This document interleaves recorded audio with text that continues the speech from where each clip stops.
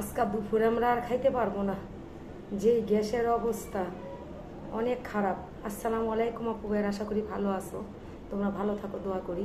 সব কোটাকাটি কইরা রান্না বা রেডি কইরা থুয়ে এলাম, গুস্ত বসাইয়া খিচুড়ি রান্না করব।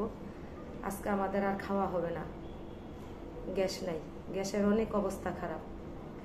তো তোমরা পুরো ভিডিওটি দেখো, ভালো লাগলো অবশ্যই আপুকে একটা লাইক দিবা, সাবস্ক্রাইব করবা।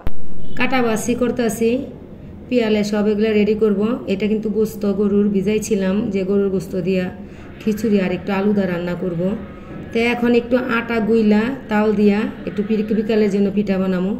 দুপুর তো হয়ে গেছে, এখন আমরা খাবার নাই আমাদের পেটে, তো এখন যাই আটা গুলিগা আর একটু পিঠা বানানি দেখামো।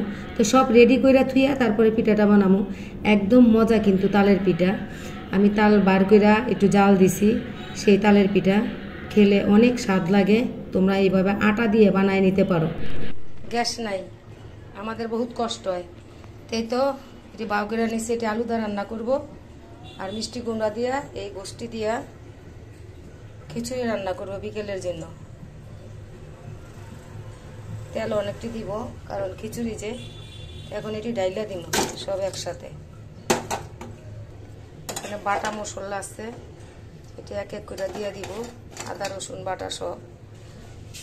আর এখানে হইল গোস্তের সব মশলা, এলাচ দারচিনি জিরা সব কিছু এই সাথে এখানে দেওয়া। কারণ সব কিছু দিয়ে একসাথে মাইখা যেটা বসাই দিই, আলাদা গ্যাস উঠলে আস্তে ধীরে ওইতেই থাকবো। দেখো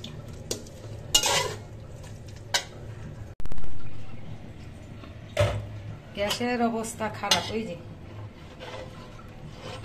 মাংস, মুরগি না গরুর মাংস, গরুর মাংস দিয়া খিচুড়ি আজকে হইব। ওই যে ডাল চাল রাইখা দিয়েছি ওইখানে।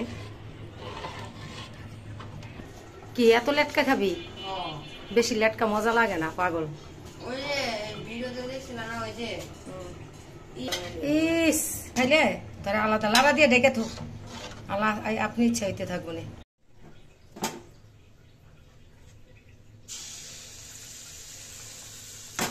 তালের পিঠা এটি শুধু তাল দিয়া বানাইতেছি,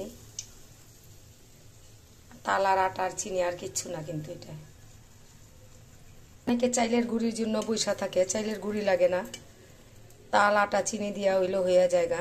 আমি এটা তাল আর আটা খালি দিছি, আর কিচ্ছু দিই। এখানে চাইলের গুড়িও দিই। দেখো কত সুন্দর ফুইলা টেমা হয়েছে।